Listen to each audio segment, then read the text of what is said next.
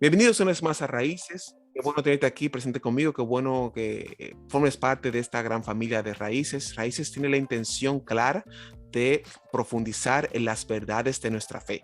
Aquellas cosas que damos por sentado, pero que son vitales, que son importantes para la vida de fe del creyente. Y una de esas cosas que es sumamente importante es evidentemente el tema de la Biblia. La Biblia es nuestro manual, es la revelación de Dios a nosotros.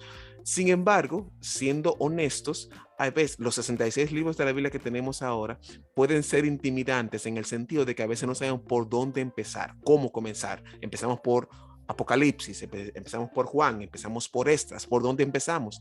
Y cuando empezamos, ¿cómo lo pudiéramos hacer? Entonces, hoy en Raíces queremos tratar el tema de cómo estudiar la Biblia, cómo abordar el texto de manera adecuada, porque también se dan casos de personas que estudian la Biblia y cuando abordan el texto lo abordan de manera inadecuada y extraen interpretaciones que no son adecuadas y que pueden traer situaciones difíciles a la iglesia, como hemos visto a través del tiempo.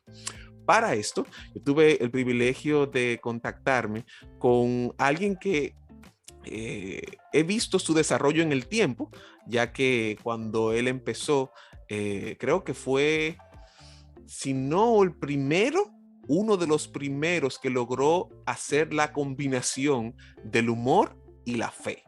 Creo que en el tiempo que yo lo conocí la primera vez, solamente existían el hermano Dante Gebel y él. Tengo la percepción, él después nos va a confirmar. Él es nuestro querido hermano Ricky Gel. Él es el pastor fundador de la iglesia Nuevos Comienzos en República Dominicana.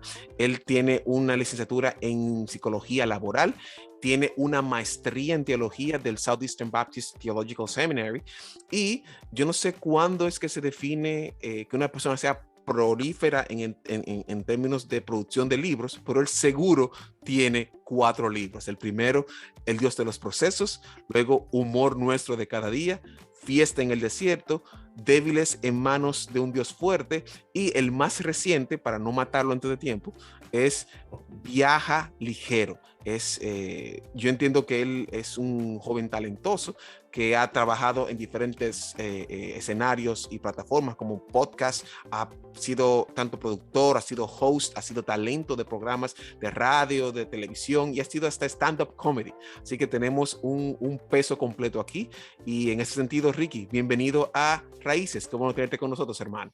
Gracias, Josías. Gracias por esa presentación tan bonita y por la invitación. Un honor estar con ustedes aquí. Claro, hermano, tú le aportas al reino de los cielos, y creo que personas como tú hacen falta. Y confírmeme el dato, tú coincidiste en tiempo en términos de innovación con Dante Gebel, ¿cierto? ¿O habían otros hispanos en el mundo del humor y la fe? Sí, habían otros, quizás menos conocidos.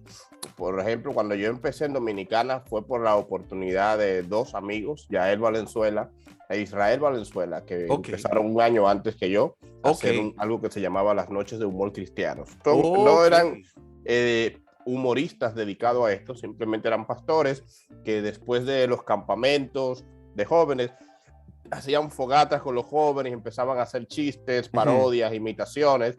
Entonces se vieron motivados un día a hacer eso como un evento en un teatro. Al año siguiente yo entré con ellos. Entonces ellos, obviamente, al entrar a la radio y al dedicarme más a eso, pues la gente me vio a mí como el primero, pero ellos, pues, sin duda alguna, fueron primero que yo. Sé que en Chile hay también un humorista llamado Ulises Urdazún, apellido así bien de para allá. Sí. Hoy está en México y él es de los pastores de Jesús Adrián Romero. Él también fue humorista mucho antes que yo. Y en Colombia había un comediante bien famoso en el mundo secular que luego se convirtió y empezó a hacer humor cristiano. Y ahora se me ve el nombre, pero Si no soy de los primeros, estoy cerquita. Estás cerca ahí.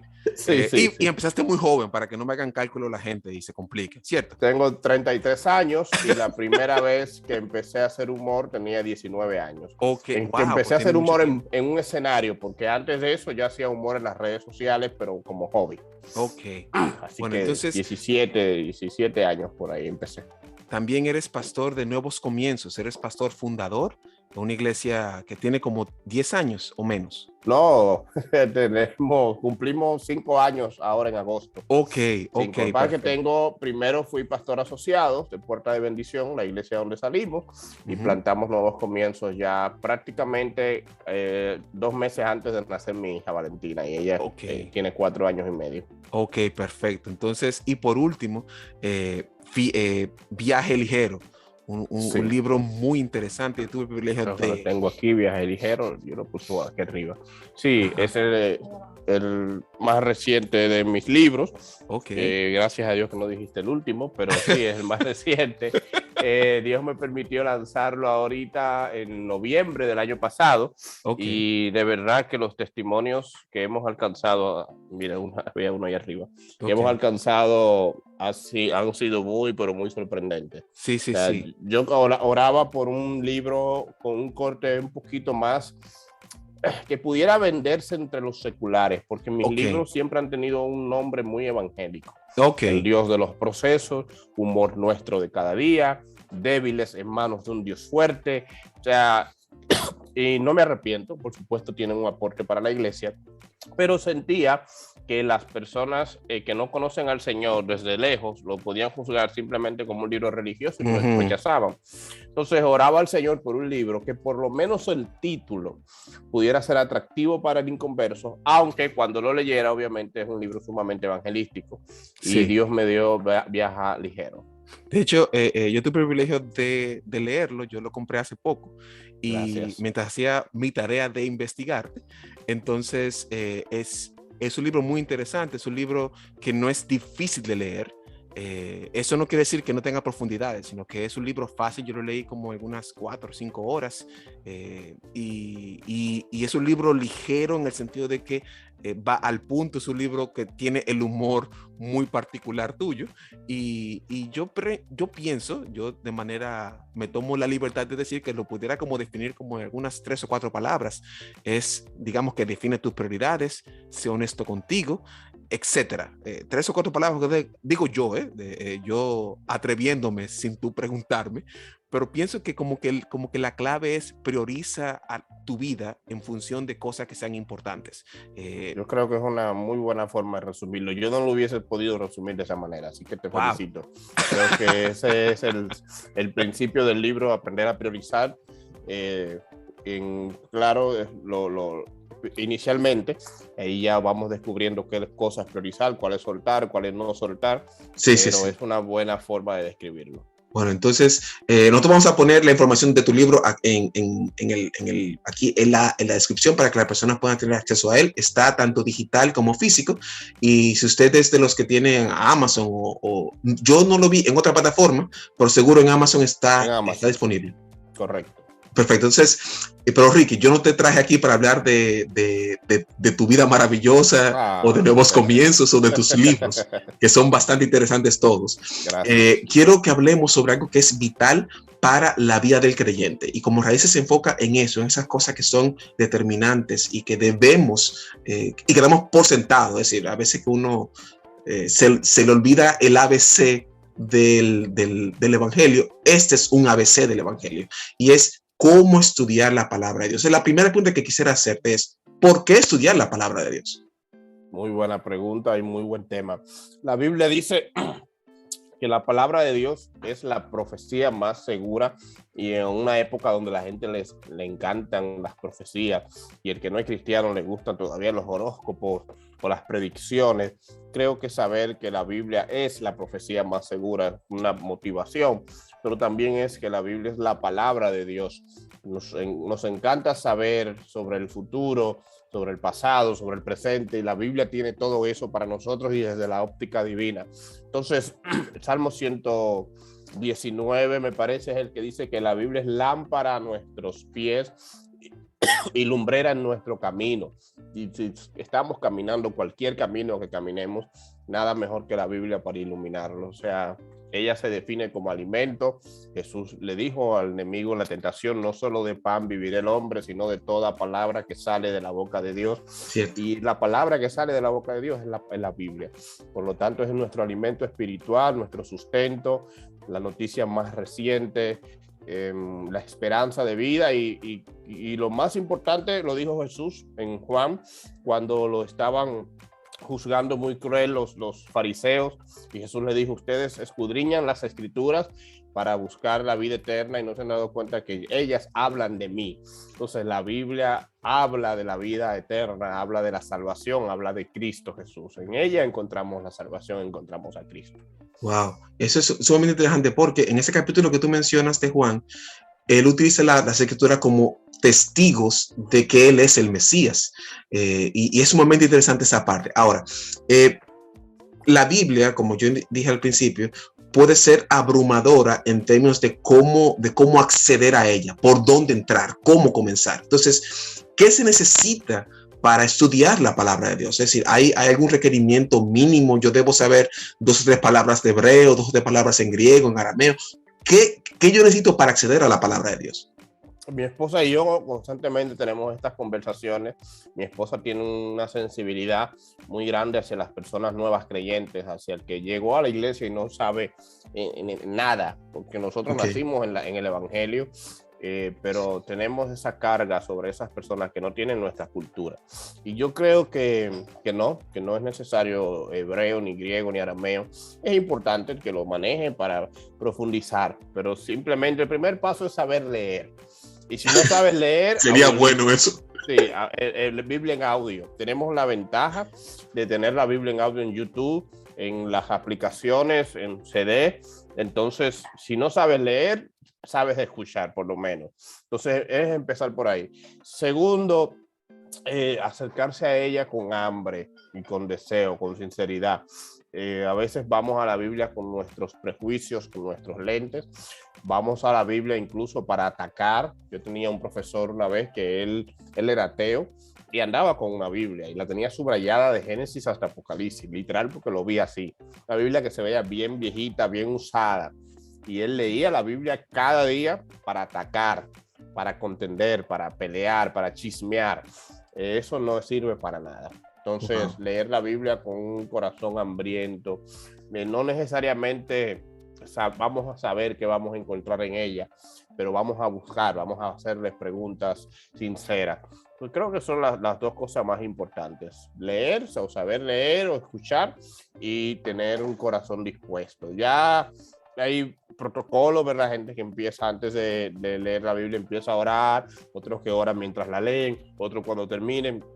Toda persona tendrá su dinámica, pero iniciar es el primer paso, e iniciar con un corazón abierto y transparente, sincero ante Dios y dispuesto a encontrarse con algo, porque a veces nos pasa a los predicadores, vamos a la Biblia a buscar mensajes para nosotros. Sí. Pero yo trato de, además de eso, que es mi trabajo, por supuesto, pero trato de tener mi tiempo de a ver qué tiene para mí.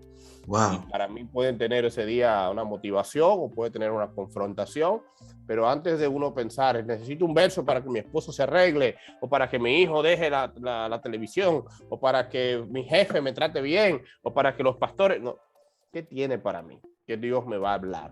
Esa pregunta creo que puede ser la primera para empezar a leer la Biblia.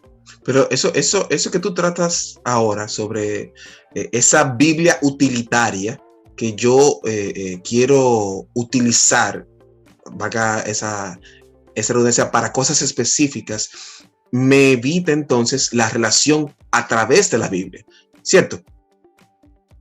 Aclárame mejor la pregunta.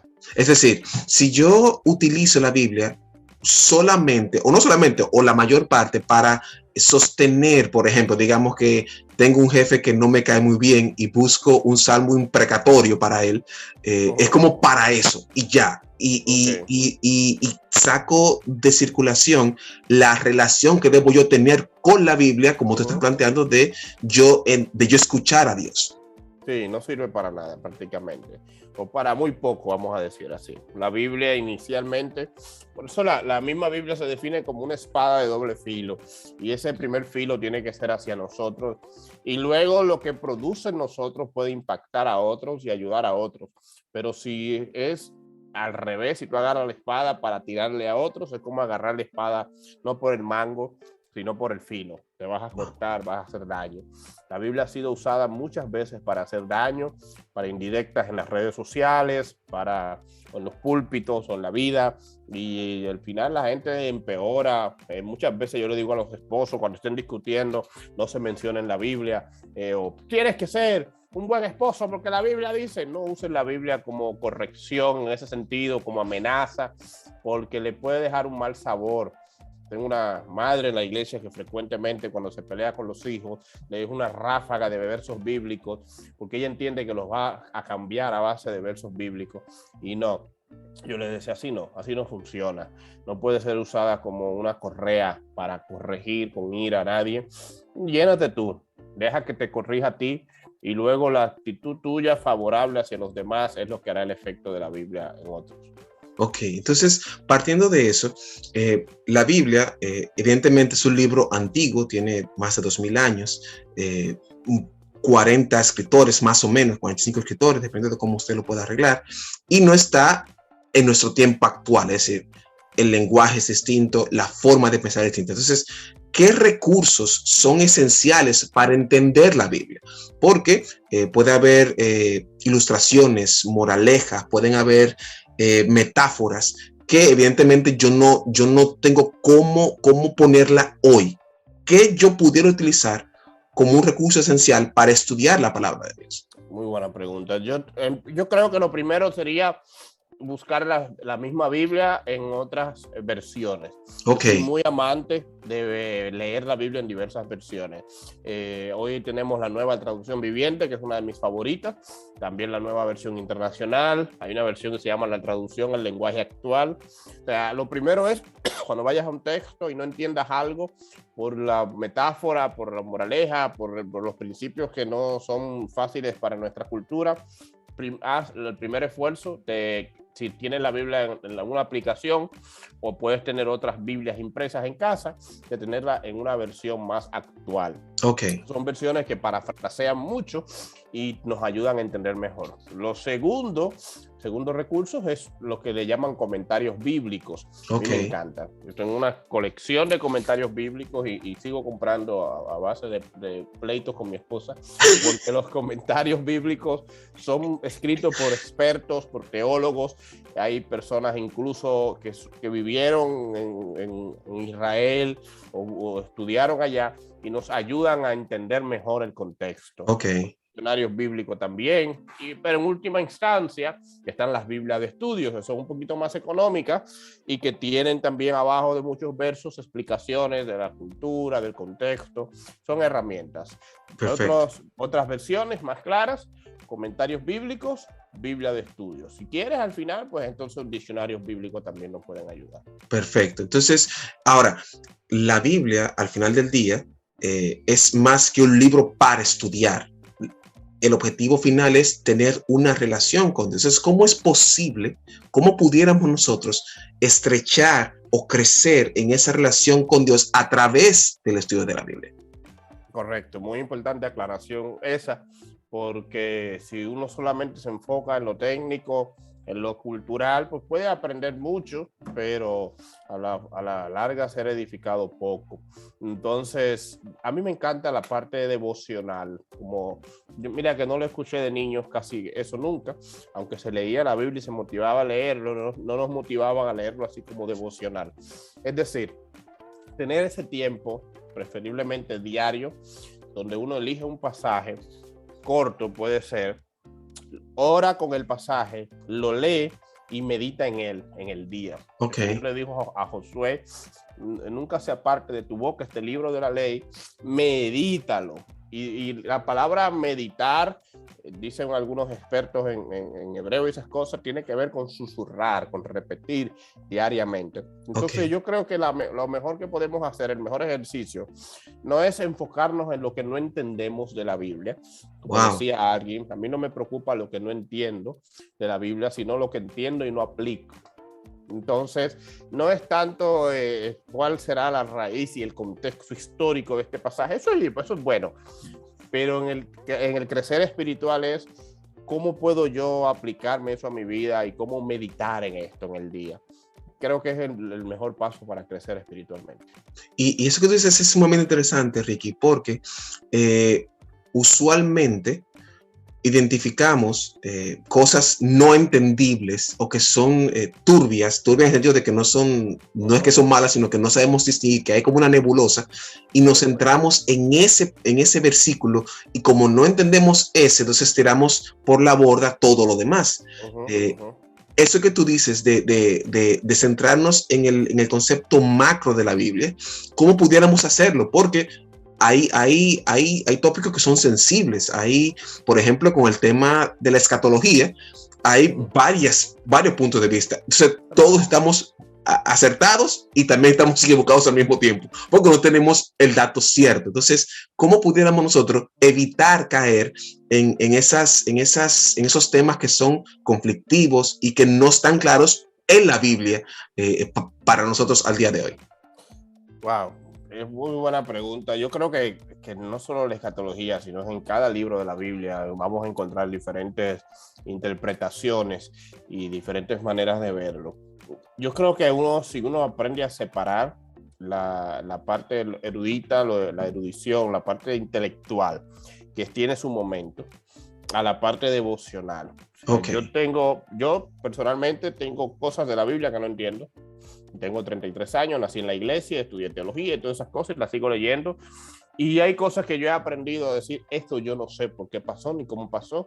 Ayer le decía a un querido amigo que es muy experto en la Biblia, yo no sé hasta dónde esto es literal o es un recurso literario, poético. Pero, ¿qué hago? Tengo mi erudito, mi intelectual a un lado, ¿verdad? Donde de vez en cuando voy a los pasajes a intentar ver cómo puedo descifrar cosas. Y tengo el hijo que va a los pasajes a ver las palabras del padre. Okay. Entonces, a veces, como niño, yo hablo como padre, perdón, hablo con mi hija y a veces hay cosas que ella no entiende y ella sigue escuchándome y ella lo que entiende lo hace, lo que no entiende, pues o lo pregunta o lo deja para cuando tenga su edad. Entonces, vea la Biblia, lo que tú entiendes, aplícalo, disfrútalo, vívelo, lo que no entiendes, pásalo hasta llegar al momento, la madurez, la estatura, la revelación, la referencia de otra persona que te pueda ayudar. Pero ten como que el erudito en un lado y el hijo en otro lado.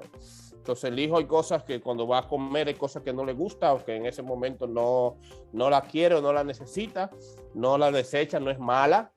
Simplemente se enfoca en qué comida es la que él quiere en ese momento o necesita. Hay pasajes de la Biblia que hay momentos. Yo estoy ahora mismo en una serie en la iglesia sobre los profetas menores. Okay. Y hay temas que yo digo, wow, no sé hasta dónde será de provecho para todo público, porque tengo ese domingo adolescentes, tengo señores mayores, tengo un intelectual, tengo analfabetas, y no sé hasta dónde esos técnicos y profundidades pueda servirle a todos. Entonces, habrá momentos que se anuncie un seminario, que se anuncie un retiro para cristianos, para profundizar, y nos vamos ahí a las raíces más profundas y debates, hagan grupo de 3 y qué usted opina de esto y de esto. Okay. Hoy voy a lo que a todos nos interesa de este pasaje o nos identifica. Y creo que si aplicamos eso en nuestra lectura diaria y tenemos esa división del hijo que se alimenta de la palabra y luego el estudiante que quiere profundizar más, pues tener eso, porque las dos cosas son buenas y necesarias, nos va a ayudar.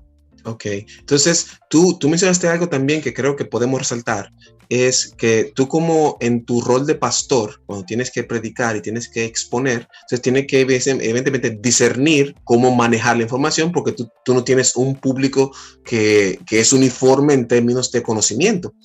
Entonces, en ese sentido, ¿cómo la iglesia juega un papel importante dentro del estudio bíblico. Y te pregunto por lo siguiente.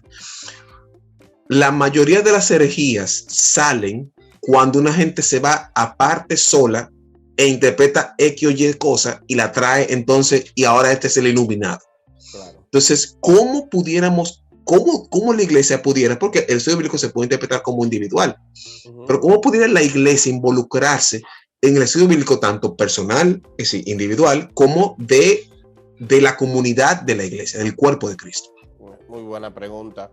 Por alguna razón, Cristo cuando dio la gran comisión siempre habló como en plural, enseñándoles sí. A todos los que yo les he enseñado. No quiso darle esa responsabilidad a una sola persona, porque quizás una sola persona puede equivocarse, pero cuando la comunidad de fe se reúne, pues tiene una autoridad y aunque por supuesto estamos también sometidos a equivocarnos, entre nosotros nos podemos corregir. Yo sí. Creo que la prioridad de la iglesia es predicar la Biblia. Muchas veces hemos apartado la Biblia de nuestros púlpitos para predicar cosas más relevantes, entre comillas, y nos vamos a filosofías, a psicología, a historias. Entonces la gente no ve la Biblia predicada en los púlpitos, entonces eso ni siquiera los motiva en algunos casos a leerla en su día a día, o en otros casos los motiva a ellos tener que leerla y buscar la interpretación, el mensaje por sí solos, y ahí se crean muchos problemas. Entonces, abrir la Biblia y predicarla, enseñarla. No solamente motivar a la gente a leer la Biblia, sino nosotros predicar la Biblia. Dejar un poquito más los cuentos, los testimonios, las historias, la filosofía, la psicología, todas esas cosas que como recursos pueden ser útiles. Pero si es la prioridad de un púlpito, entonces le dice a la gente la Biblia no es importante, o aquí no. Ustedes, decimos en Dominicana, emborújense, fájense ustedes mismos con su Biblia en su casa. ¿Cómo tú traduces la palabra emborújense? Buena pregunta esa. Hay que coordinar con un griego o hebreo que nos ayude en eso. Cuando yo abro la Biblia en el púlpito y digo, esto dice el pasaje y esto es lo que el Señor nos quiere decir a nosotros, la gente tiene una idea de por dónde encaminarse. Okay. Pero cuando me paro a decir que yo me soñé, que yo vi, que Netflix, que sé yo cuánto, y me paso el día entero predicando eso, pues la gente irá quizás animada para muchas cosas, pero poco edificada en lo que la palabra de Dios quiere. Wow, eso es peligroso, porque cuando usualmente apelamos a las emociones, que no son malas porque Dios las puso ahí, pero las emociones son traicioneras porque son fluctuantes en función de mi circunstancia. Entonces, cuando estoy en un cumpleaños, suelo estar alegre. Cuando estoy en un funeral, suelo estar triste, a razón de que mi circunstancia incide mucho en mis emociones.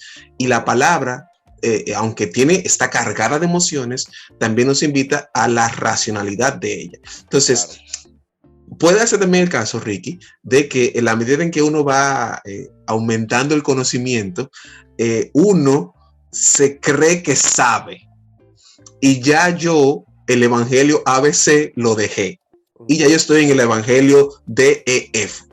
Me explico, yo hice, qué sé yo, una licenciatura, un diplomado, y ya yo soy el hermeneuta, el exégeta, que Pablo y yo estamos ahí peleando de cuál es que sabe más. Entonces, ¿cómo balanceamos ese conocimiento que pudiéramos tener, máxime ahora en esta época de la comunicación y de la información? ¿Cómo podemos balancear este conocimiento que estamos recibiendo de diferentes formas? Puedes conseguir a un gran predicador en segundos yendo al internet. ¿Cómo podemos balancear el conocimiento que podemos adquirir con mi relación con Dios? Es decir, ¿cómo yo puedo no caer en el cristiano frío al estudiar la palabra de Dios? Buena pregunta. Yo creo que hay dos palabras, le escribí aquí para no olvidarlas, que nos puede ayudar mucho en ese equilibrio del intelectual y del hijo de Dios, que está rodeado de otros hijos de Dios y que tienen que tener un corazón como Jesús. Uh-huh. La primera palabra es oración, y esto se oye sumamente trillado y religioso, pero a veces cuando uno empieza a leer, tiende a elegir entre ser una persona de oración o una persona de erudición. Uh-huh. Entonces, esa dicotomía, ese pleito entre las dos posturas ha creado que hay muchos cristianos de buena oración, pero con poco fundamento bíblico. Y se refleja su oración en su humildad, en su nobleza, en su corazón, en su santidad, en su buen testimonio, pero a la hora de hablar tiran por el suelo muchas cosas del Señor porque no conocen la Biblia. Entonces, otro grupo de cristianos son unos académicos que te conocen del Génesis hasta Apocalipsis, en griego, en hebreo, arameo, en español, pero no tienen nada de Cristo en su carácter, en su testimonio, en su nobleza, porque han descuidado esa vida de oración. Cierto. Cada vez que yo entro en oración, yo soy reprendido, yo soy confrontado, yo veo al Señor más de cerca. Isaías tuvo un encuentro con el Señor a través de la oración y vio sus necesidades. Ay de mí que soy inmundo. La oración como que produce en nosotros ese encuentro con la santidad de Dios y nos hace tan vulnerables. No descuides, es mi consejo para el académico, el que esté estudiando, nunca descuide tu vida de oración, nunca, eso es importante. La otra ala que nos ayuda a tener los pies en la tierra es el servicio. Arrancarnos en un instituto, en un seminario, en una universidad, en una habitación a leer y desconectarnos del cuerpo de Cristo y de servir a otros, nos produce una cabeza grande y fría y seca y unos pies y brazos anémicos. Entonces es importante servir, mantenerse en constante servicio a los demás, tener una iglesia local. Estos 2 domingos estuve sin predicar en mi iglesia y uno de ellos me tocó abrir la puerta a los hermanos que llegaran, echarle antibacterial en sus manos, y en otra ocasión supervisar el estacionamiento, el mantenerme sirviendo constantemente cuando no me toca servir como pastor, me ayuda a ejercer la humildad y el corazón de hijo, de siervo que todo cristiano debe tener. Wow. Entonces, no solamente te tranques a estudiar la Biblia, sino sal a vivir la Biblia, sal a servir a otros, porque Dios no está buscando solamente intelectuales, sino gente conectada a un cuerpo que ayuden a otros. Creo que esas dos cosas pueden tener un equilibrio sano en lo que estudiamos la Biblia. Sí, y eso que tú dices es importante porque en ambos escenarios hay una humillación. Me humillo cuando oro porque reconozco a Dios y me humillo cuando sirvo porque reconozco a mi otra persona como más importante. Ahora, partiendo de eso, hemos hablado de la importancia y demás. Sin embargo, el tema es muy complejo porque ¿cómo le entro a la Biblia? Entonces, ¿qué pasos o qué métodos yo pudiera utilizar para abordar el texto? ¿Cómo yo pudiera... Tomo Salmo 1 y empiezo, bueno, bienaventurado el varón que no tuvo consejo de malo, pero ¿qué yo hago con eso? Así, ¿cómo yo puedo hacer como un tipo de estructura metodológica para acceder y entender el texto bíblico? Yo, a ver si recuerdo, había en algún momento algo que se llama el método inductivo. No creo que sea necesariamente solo de la iglesia, de la Biblia, pero me lo enseñaron cuando estábamos aprendiendo a hacer grupos pequeños, fue de mucha ayuda. Y es ir a la Biblia y hacerle 3 preguntas. La primera pregunta es, ¿qué está diciendo el pasaje? Salmo 1. ¿Qué dice? Dice, bienaventurado el varón que no anduvo en consejos de malos. ¿Qué significa bienaventurado? Dichoso, feliz. Consejo de malo. ¿Qué es? El consejo de los malos, de los impíos. Muy bien. Preguntas, ¿qué dice? Literal, de lo que está diciendo ahí mismo. Entonces, la segunda pregunta era, si mal no recuerdo, ¿qué me dice a mí ese pasaje? O sea, ¿cómo yo puedo ser bienaventurado? ¿Cómo yo puedo no seguir el camino de los malos? Y la tercera pregunta, ¿qué dice? ¿Qué me está diciendo? No, la segunda era como hurgar más profundo. Ir un poquito más allá, o sea, el camino de los malos. ¿Cómo así? ¿Dónde hay otros pasajes que hablan del camino de los malos? Perfecto. Hay otro texto que hablan de la bienaventuranza. Es como así, comparar para profundizar más a la luz del contexto, etc. Y la tercera, ¿qué me está diciendo a mí? Entonces, ya eso que leí, no simplemente lo estoy aprendiendo para repetir o profundizar, sino para aplicar. Creo que así era que se dividía el método inductivo. Cuando uno va a la Biblia, haga esas 3 preguntas. ¿Qué dice el texto? ¿Cómo sacarle los huesitos? ¿Cómo sacarle la profundidad? Ir más allá, irme al capítulo anterior, irme al capítulo posterior, irme a las referencias. Muchas Biblias tienen abajo unos numeritos que el verso te dice como que hay otros versos que tienen que ver con eso. Perfecto. Esas referencias, para ver si hay qué similitud. La concordancia también, que nos dice con las palabras específicas. Correcto. Y luego que yo le saqué el jugo al pasaje y que lo desmenucé, la tercera pregunta, que quizás es la más importante, y ahora, ¿qué me está diciendo a mí? ¿Qué yo puedo hacer con eso que leí? Wow, tremendo. Es algo simple, sencillo. No requieres de ir a hacer un PhD, preguntas básicas, porque aunque hay una profundidad increíble en la palabra de Dios, cuando uno ve el ministerio de Jesús, el lenguaje de Jesús es un lenguaje campesino, es decir, es un lenguaje agrario, en donde él se daba a entender de manera clara y todos entendían de qué él estaba hablando, aunque había el tema de las parábolas que tenían un significado distinto, pero no quiere decir que la gente no entendía el mensaje general. Entonces, pienso que eso es sumamente importante. Entonces, ¿cómo entra entonces en juego las instituciones de formación como los seminarios, Instituto Bíblico? ¿Cómo entra en juego en mi estudio de la Biblia? Porque de manera natural, en la medida que tú vas profundizando en ella, tú vas a requerir de unas herramientas distintas a que cuando tú empezaste a leer. Como tú empiezas a leer en Juego Americana el libro Nacho, que es el libro básico de lectura.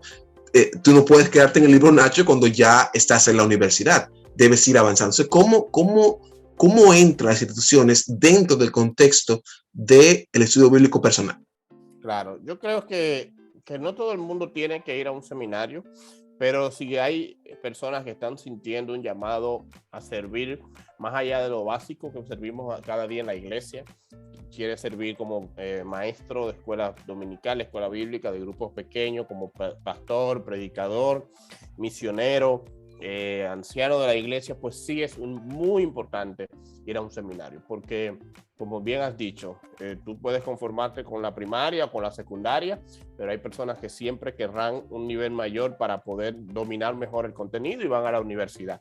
Así veo el seminario. El seminario es esa universidad bíblica donde uno va a ver mejor el contenido y exponer más el contenido, pero siempre debe de ir desde conectado al cuerpo de Cristo, conectado a la iglesia local. Cuando hay gente que se desconecta, que dice, bueno, yo no encuentro un lugar en la iglesia y se van al seminario, muchas veces terminan como Nietzsche, que terminó siendo un ateo, enemigo de la iglesia, siendo un seminarista e hijo de ministro.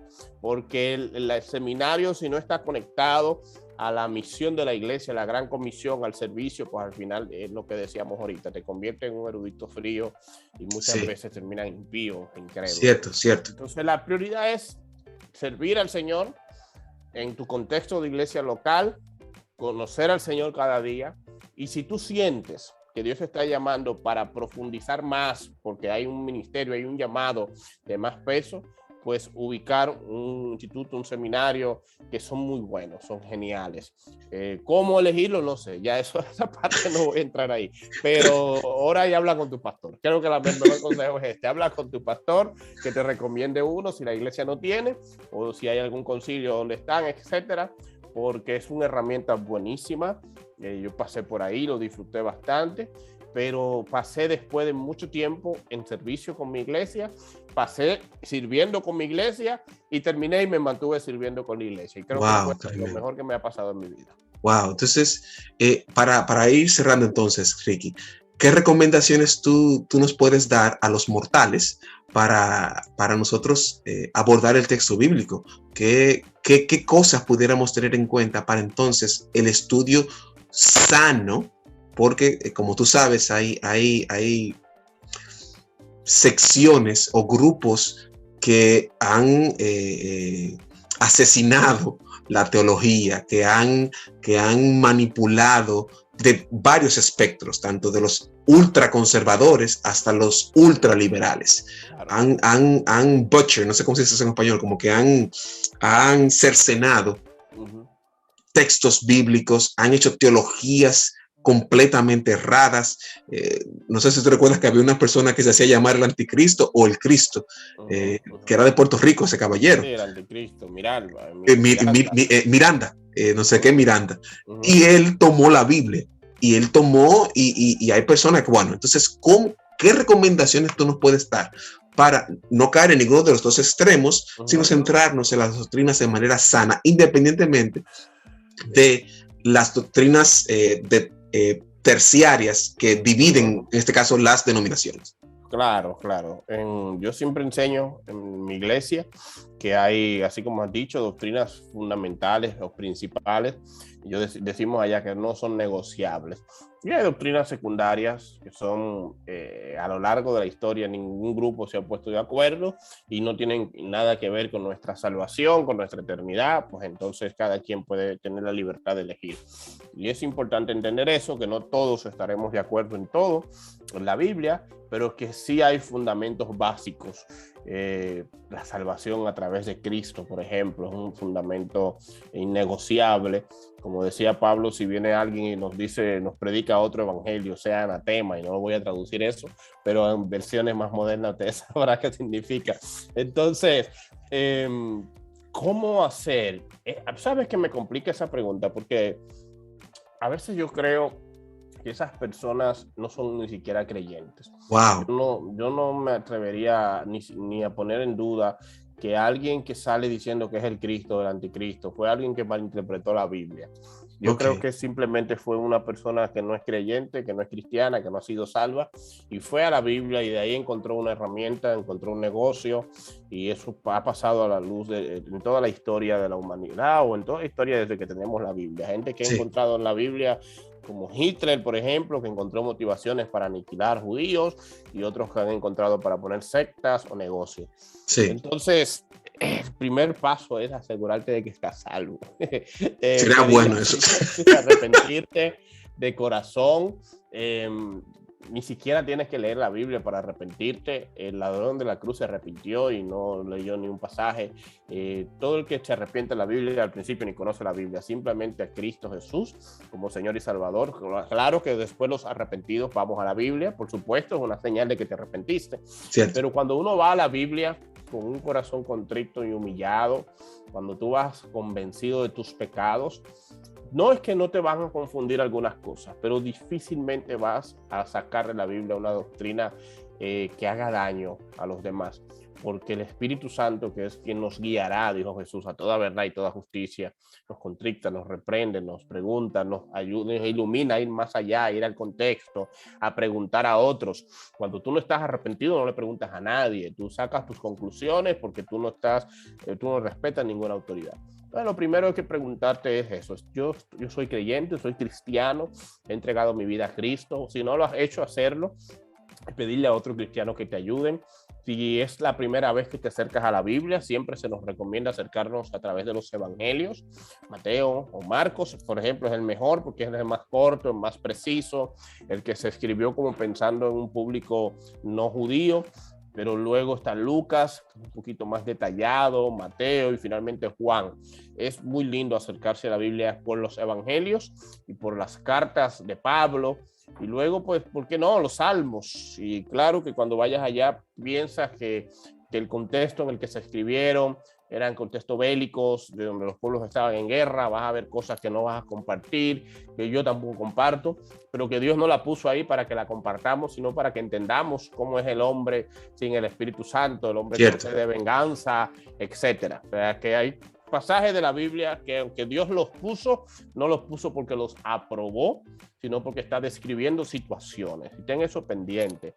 La Biblia es la palabra de Dios, pero no todo lo que está en la Biblia Dios lo endosa. Satanás habla en la Biblia también, y le habló a Adán, le habló a Jesús, y Dios no endosa eso, simplemente lo puso como referencia.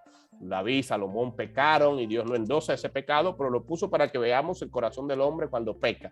Cierto. Entonces, ve y pregúntate, cuando estés leyendo, ¿dónde está Dios acá y dónde está la ausencia de Dios en este pasaje? Hay pasajes en los Jueces, por ejemplo, que yo veo periodos tristes y feos y simplemente te dicen Dios no estaba presente en el pueblo estaba en idolatría y por eso vivieron lo que vivieron. En vez de uno decir, wow, ¿por qué Dios permitió tantas muertes? Uno se dice, wow, ¿cómo actúa el hombre cuando Dios no está en su vida? Entonces, cierto. Si tienes esa conclusión leyendo algunos pasajes, te vas a alarmar menos y vas a pasar la sangre entre capítulos un poquito más fácil. Y al final volver a lo mismo que he dicho desde el inicio.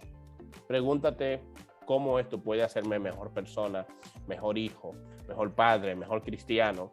Y si haces esa pregunta siempre leyendo la Biblia, verás cómo tu vida será transformada realmente. Bueno, Ricky, de verdad, muchísimas gracias por participar en Raíces.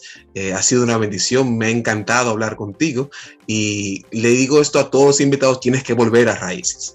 Y así que prepárate que ese mensaje viene, ¿te parece? Estamos aquí a la orden. Entonces, a ustedes que nos escuchan, gracias por estar con nosotros aquí en Raíces. Nos vemos en la próxima entrega. Bye, bye.